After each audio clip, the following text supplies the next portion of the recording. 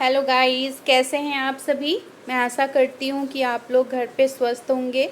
मैं भी स्वस्थ हूँ, तो स्वस्थ रहिए, मस्त रहिए और स्टडी करते रहिए।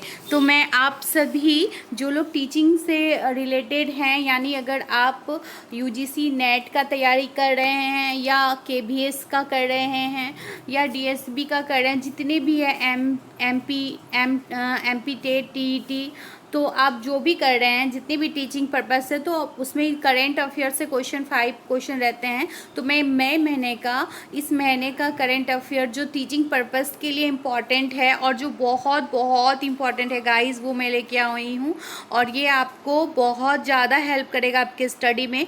तो प्लीज़ गाइस, आप पूरा वॉच करें और आप, अगर आपको अच्छा लगे तो आप प्लीज़ लाइक, शेयर और सब्सक्राइब ज़रूर कर दें। और अगर आपको कुछ भी लगता है कि हाँ गलत है या ऐसे और होना चाहिए, तो और कुछ आपको टीचिंग पर्पस से रिलेटेड चाहिए, तो आप प्लीज़ कमेंट करें, तो मैं ज़रूर आपका फॉलो करूँगी और उसको देखूँगी। तो लेट्स स्टार्ट करते हैं गाइस। विमानों में यात्रा करते समय नागरिक उड्डयन महानिदेशालय द्वारा किस वस्तु पर प्रतिबंध लगाया गया? MI phone, Samsung chargers, Lenovo laptop या एप्पल मैकबुक? तो इसका हो जाएगा एप्पल मैकबुक पे लगाया गया। अब इसका स्पष्टीकरण देखेंगे।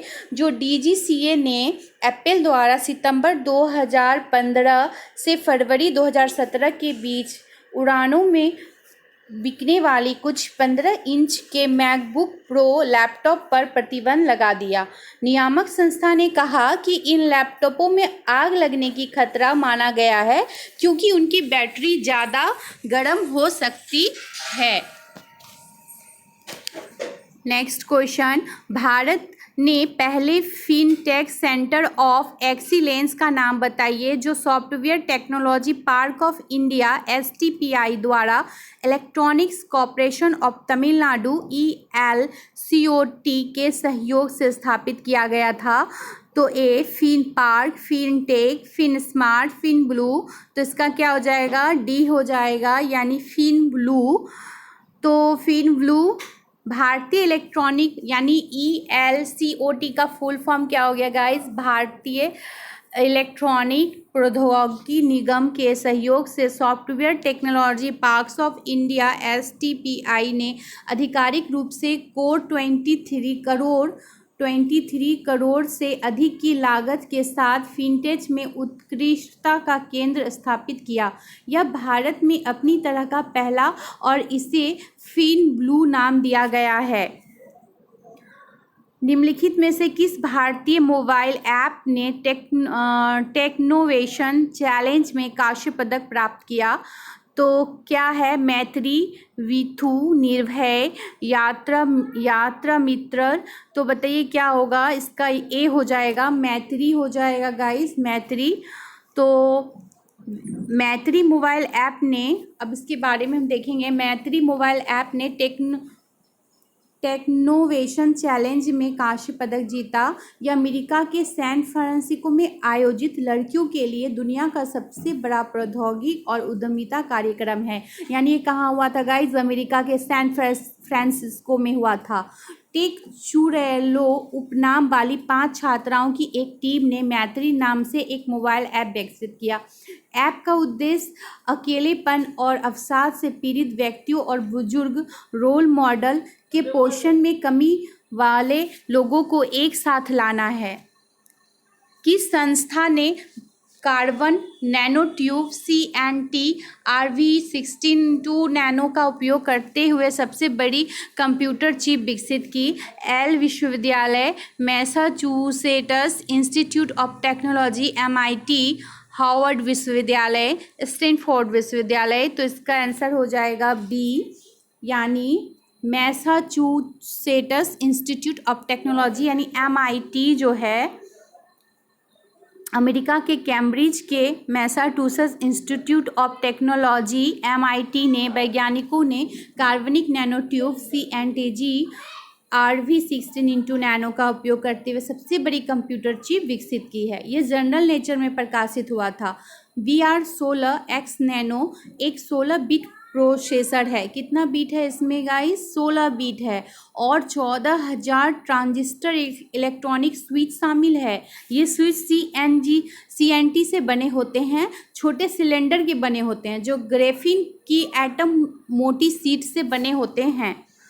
हाल ही में नेक्स्ट क्वेश्चन, हाल ही में सोशल मीडिया ने दक्षिणी एशिया में ICC मैचों के लिए विशेष डिजिटल सामग्री अधिकार प्राप्त करने के लिए अंतर्राष्ट्रीय क्रिकेट परिषद के साथ समझौता किया। तो कौन था वो? यूट्यूब, इंस्टाग्राम, ट्विटर या फेसबुक? तो इसका आंसर हो जाएगा फेसबुक के साथ में किया है। तो अंतर्राष्ट्रीय क्रिकेटर परिषद ने फेसबुक के साथ एक समझौता किया जिसके तहत सोशल मीडिया प्लेटफॉर्म को भारतीय उपमहाद्वीप में चुनिंदा क्रिकेट मैचों के लिए विशेष डिजिटल सामग्री अधिकार मिलेंगे, जिसमें महिला T20 विश्व कप जो है 2020 से जो 22 में होगी, पुरुष T20 विश्व कप 2020 और 21 और पुरुष क्रिकेट विश्व कप 2023 सोशल मीडिया प्लेटफॉर्म ने अगले 4 वर्षों के लिए बाकी दुनिया के लिए मैच रिकैप के अधिकारों को भी प्राप्त किया है। नेक्स्ट, इसरो डॉकिंग प्रयोग का नाम क्या है जिसे इसरो ने 2020 में पूरा करने की योजना बनाई? तो विक्रम स्पैडेक्स डॉक तकनीक यूनिक्स। तो इसका आंसर क्या हो जाएगा गाइस? स्पैडेक्स। नेक्स्ट, इसरो ने 2020 में एक अंतरिक्ष डॉकिंग प्रयोग स्पैडेक्स को अंजाम देने की अपनी योजना का खुलासा किया। यह घोषणा इसरो के अध्यक्ष शिवान द्वारा की गई। एक PSLV रॉकेट पर 2 प्रायोगिक मॉड्यूल अंतरिक्ष में भेजे जाएंगे और 2 एक दूसरे के साथ डॉक किए जाएंगे। नेक्स्ट क्वेश्चन, पर्यटन मंत्रालय द्वारा शुरू की गई ऑडियो गाइड सुविधा ऐप का नाम क्या है? ऑडिगोज, रेडियो गाइड, मोबाइल गाइड या सवारी करने के लिए गाइड? बताइए गाइस। तो इसका हो जाएगा ऑडिगोज। क्या हो जाएगा इसका? A नंबर हो जाएगा, ऑडिगोज। पर्यटन मंत्रालय द्वारा भारत के 12 राज्यों के लिए ऑडियो गाइड ऐप किसके द्वारा किया गया है गाइस? पर्यटन मंत्रालय द्वारा किया गया है। कितने राज्यों के लिए किया गया है? 12 राज्यों के लिए ऑडियो गाइड ऐप ओडिगेस लॉन्च किया गया है। अब पर्यटक जो है भारत के प्रतिष्ठित स्मारकों की ऐतिहासिक अंतर्दृष्टि को देख सकते हैं। यह पर्यटकों को इनबिल्ट साइट मैप और नेविगेशन सुविधा प्रदान करेगा। नेक्स्ट क्वेश्चन, इसरो की योजना द्वारा भारत का अपना अंतरिक्ष स्टेशन स्थापित करने की है, मतलब कि कब करेगा? 2025 में, 26 में, 30 में या 32 में? तो इसका हो जाएगा 2030 यानी 2030 में जो है इसरो करेगा। इसरो की 2030 तक भारत ने अपने अंतरिक्ष स्टेशन को स्थापित करने की योजना है। यह महत्वाकांक्षी परियोजना गगनयान मिशन का विस्तार है। इसका विस्तार है गाइस, गगनयान का। किस अस्पताल ने एक स्थान पर हृदय शल्य चिकित्सा के रोगियों के सबसे बड़े जमाव के लिए गिनीज वर्ल्ड रिकॉर्ड बनाया? रमेश अस्पताल विजयवाड़ा, स्टार अस्पताल Hyderabad, max health care Gurgaon या फोर्टिस एस्कॉर्ट्स अस्पताल जयपुर? तो इसका A हो जाएगा, रमेश अस्पताल विजयवाड़ा में किया गया है, जो GCC में सबसे बड़े एकीकृत स्वास्थ्य सेवा नेटवर्क में एक और भारत में तीसरी सबसे बड़ी स्वास्थ्य सेवा company Aster DM health care का एक समूह अस्पताल। रमेश अस्पताल विजयवाड़ा कार्डियक सर्जरी की सबसे बड़ी सभा आयोजित करने के लिए गिनीज वर्ल्ड रिकॉर्ड स्थापित करके एक मील का पत्थर हासिल किया है एक जगह पर मरीज। नेक्स्ट क्वेश्चन, किस संस्था ने शोधशालाओं ने दूध की गुणवत्ता का पता लगाने के लिए एक कागज आधारित सेंसर डिज़ाइन किया है? तो IIT Hyderabad, IIT Bombay, IIT Guwahati या दिल्ली? तो इसका हो जाएगा गाइस C, IIT गुवाहाटी जो है वो। नेक्स्ट, भारतीय प्रौद्योगिकी संस्थान गुवाहाटी के शोधकर्ताओं ने एक ऐप आधारित सेंसर विकसित किया जो एक सरल और तात्कालिक विधि द्वारा दूध की ताजगी का आकलन कर सकता है। ये तो बहुत ही अच्छा है गाइस, सभी को ताज़ा ताज़ा दूध मिलेगा कम से कम। FSSAI जो है वो किस संगणक के साथ साझेदारी में खाद्य अपव्यय को रोकने के लिए ऐप विकसित करने के लिए है? Google, NASSCOM foundation, Infosys, TCS। तो इसका विकल्प हो जाएगा बी हो जाएगा गाइस, नेस्कॉम फाउंडेशन होगा। यानी जो खाद्य नियामक जानते हैं ना आप लोग, FSSAI जो भारतीय खाद्य सुरक्षा और मानक प्राधिकरण है, और भारतीय IIT और बिजनेस प्रोसेस आउटसोर्सिंग उद्योग के एक व्यापार संघ जिसका नाम है नेस्कॉम फाउंडेशन ने खाद्य अपव्यय को रोकने और भोजन को प्रोत्साहित करने के लिए संयुक्त रूप से एक प्रौद्योगिक मंच बनाने के लिए एक समझौता ज्ञापन पर हस्ताक्षर किए। उद्देश्य के लिए एक एप्लीकेशन विकसित करके दान किया। निम्नलिखित में से किसने भारत की पहली सेवा ऑडियो सेवा सुनो लॉन्च किया है? तो नेटफ्लिक्स, सुनाई देने योग्य, गूगल या फेसबुक। तो इसका बी हो जाएगा सुनाई देने योग्य। नेक्स्ट इसका आप डिस्क्रिप्शन देख लो। ई कॉमर्स की दिग्गज कंपनी अमेजन का एक हिस्सा है श्रव्य, जिसने 12 दिसंबर को एक भारत पहली ऑडियो सेवा सुनो लॉन्च की थी। श्रव्य सुनो जो एक अलग एंड्रॉयड ऐप के माध्यम से उपलब्ध होगा। हिंदी और अंग्रेजी में सैकड़ों घंटे के मूल ऑडियो मनोरंजन के लिए मुक्त और विज्ञापन मुक्त पहुंच प्रदान करता है। नेक्स्ट क्वेश्चन, निम्नलिखित में से किसने यूनेस्को द्वारा कक्षाओं में प्रौद्योगिकी अपनाने के लिए भागीदारी की? सैमसंग, लेनोवो, तोशिबा या डेल।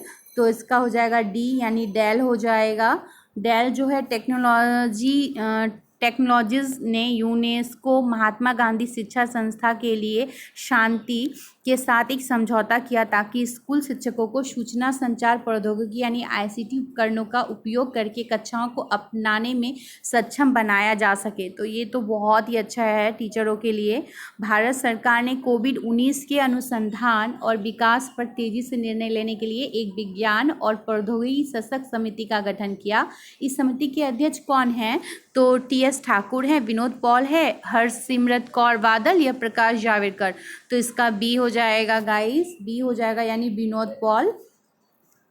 नेक्स्ट, भारत सरकार ने कोविड-19 के अनुसंधान और विकास पर तेजी से निर्णय लेने के लिए विज्ञान और प्रौद्योगिकी सशक्त समिति का गठन किया। इस समिति के अध्यक्ष नीति आयोग के सदस्य विनोद पॉल और के विजय राघवन द्वारा की जाएगी। श्री राघवन GOI के प्रमुख वैज्ञानिक सलाहकार हैं। जो राघवन जी है वो किसके सलाहकार हैं? GOI के प्रमुख। समिति विज्ञान एजेंसियों और नियामक निकायों और उद्योगों के साथ समन्वय करेगी। नेक्स्ट, किस बाजार नियामक ने अपना सहयोग और तकनीकी सहायता के लिए कजाकिस्तान स्थित अस्ताना वित्तीय सेवा प्राधिकरण के साथ द्विपक्षीय समझौता ज्ञापन पर हस्ताक्षर किए? भारतीय रिजर्व बैंक, एक्जिम, सेबी, नाबार्ड। तो इसका क्या हो जाएगा गाइस? इसका सेबी हो जाएगा, सेबी ने किया है। बाजार नियामक, तो आप देख सकते हो बाजार नियामक सेबी जो है जिसको बोलते हैं भारतीय प्रतिभूति और विनिमय बोर्ड ने आपसी सहयोग और तकनीकी सहायता के लिए कजाकिस्तान के साथ अपना वित्तीय सेवा प्राधिकरण के साथ द्विपक्षीय समझौता ज्ञापन पर हस्ताक्षर किया है। AOU पर सेबी के अध्यक्ष अजय त्यागी और AFSA मुख्तार बुगदेव के कार्यवाहक मुख्य कार्यकारी अधिकारी CEO ने हस्ताक्षर किए। नेक्स्ट क्वेश्चन, निम्नलिखित में से कौन 27 मार्च से बेंचमार्क इंडेक्स निफ्टी 50 में यस बैंक की जगह लेगा? UltraTech cement, JK cement, Shri cement, Ambuja cement. तो इसका सी हो जाएगा गाइस, श्री सीमेंट। IMF के अनुसार 2020 में भारत की विकास दर क्या है? 2.9, 4.9, 3.9, 1.9। तो इसका क्या हो जाएगा इस 1.9 हो जाएगा। यानी IMF के अनुसार 2020 में भारत की विकास दर 1.9 है और 2021 में जो है 7.4% की संभावना है। 2020 और 21 के लिए जापानी ब्रोकरेज फर्म नोमुरा होल्डिंग्स द्वारा भारत की GDP वृद्धि क्या है? तो -5.2%, -3.2%, -2.2% या 1.2%। तो इसका हो जाएगा -5.2%। जापानी brokerage firm Nomura holding Inc ने जो भारत की FY21 GDP ग्रोथ का अनुमान घटाकर -5.4% कर दिया और जो पहले की अनुमानित -0.4% थी। नेक्स्ट क्वेश्चन, निम्नलिखित में कौन सा ऑपरेशन मुंगोज बालों में अवैध व्यापार को रोकने के लिए शुरू किया गया है? संचालन मानगो, संचालन पर्यावरण, ऑपरेशन क्लीन आर्ट या संचालन बुडरोज ने किया? तो क्या हो जाएगा इसका उत्तर? तो सी हो जाएगा guys, operation clean art. Next, international union for conservation of nature IUCN ने कितने प्रजातियों की सूची को खतरा बताया है? तो 1414, 2014, 40, 1840 या 1740। तो इसका हो जाएगा सी हो जाएगा गाइस, यानी 1840 जो है प्रजाति वो खतरे में है। International union of conservation of nature ने अपने अद्यतन खतरे की प्रजातियों की लाल सूची में लगभग 1840 नई प्रजाति को जोड़ा, जो विलुप्त होने का खतरा रखने वाले पौधों और जानवरों की एक सूची है। सूची में अब 30,000 से अधिक प्रजातियों के गायब होने का खतरा है। समूह में मैड्रिड स्पेन में COP25 जलवायु वार्ता के बीच में अपने रेड लिस्ट अपडेट को जारी किया है गाइस, ये बहुत इंपॉर्टेंट है। नेक्स्ट, निम्नलिखित में से कौन सा शहर फार्म जलवायु स्मार्ट खेती प्रणाली पर अंतर्राष्ट्रीय संगोष्ठी का आयोजन कर रहा है? लखनऊ, नई दिल्ली, कोची, मुंबई। तो इसका हो जाएगा बी हो जाएगा गाइस, यानी जो है नई दिल्ली कर रहा है।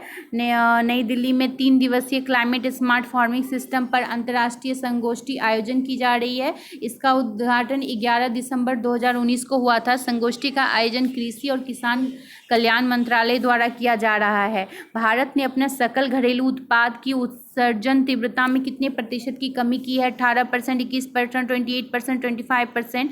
तो इसका क्या हो जाएगा गाइस? बी हो जाएगा, यानी 21% की कमी की है। यानी पर्यावरण और वन और जलवायु परिवर्तन मंत्री प्रकाश जावड़ेकर ने कहा कि भारत ने संयुक्त राष्ट्र फ्रेमवर्क के तहत सम्मेलन में 25वें सत्र COP25 के 25वें सत्र में अपने सकल घरेलू उत्पाद के उत्सर्जन की तीव्रता को घटा दिया, जो कि सकल घरेलू उत्पाद के उत्सर्जन की इकाई है। जलवायु परिवर्तन का सम्मेलन देश 2015 में पेरिस शिखर सम्मेलन में वादा किए अनुसार 35% उत्सर्जन में कमी के लक्ष्य को प्राप्त करना है। नेक्स्ट, निम्नलिखित में से किस शहर ने ऊर्जा कुशल शीतलन पर BEE की अंतर्राष्ट्रीय कार्यशाला आयोजित की? तिरुचिरापल्ली, नासिक, गुड़गांव, नई दिल्ली। तो इसका हो जाएगा नई दिल्ली।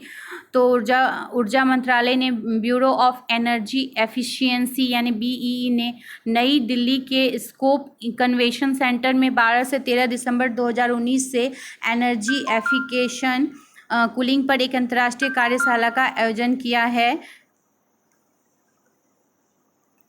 निम्नलिखित में से कौन सा शैक्षणिक संस्थान समग्र भारत रैंकिंग 2017 में सर्वश्रेष्ठ घोषित किया गया था? भारतीय प्रौद्योगिकी संस्थान मद्रास, तमिलनाडु, बनारस हिंदू विश्वविद्यालय, भारतीय प्रबंधन संस्थान अहमदाबाद, भारतीय विज्ञान संस्थान बेंगलोर, कर्नाटक। तो इसका हो जाएगा गाइस भारतीय विज्ञान संस्थान बेंगलोर, कर्नाटक जो है वो रैंकिंग में जो है शैक्षणिक संस्थान समग्र भारत रैंकिंग 2017 में सर्वश्रेष्ठ था। आर्कटिक चेक छात्रों के लिए कौन सा IIT संस्थान वास्तुशास्त्र कक्षाएं शुरू करेगा? IIT Kharagpur, IIT Bombay, IIT Madras, IIT Indore. तो इसका हो जाएगा IIT खड़गपुर जो है वो करेगा। नेक्स्ट, ब्रिटेन के किस कॉलेज ने अपने छात्रों को भारत में नौकरियों के लिए इंग्लिश सिखाने की पेशकश की है? तो इसका जो है शेफील्ड हार्लम विश्वविद्यालय या पोर्ट्स माउथ कॉलेज। तो इसका हो जाएगा गाइस पोर्ट्स माउथ कॉलेज जो है ब्रिटेन का, वो छात्रों को भारत में नौकरियों के लिए इंग्लिश सिखाने की पेशकश की है।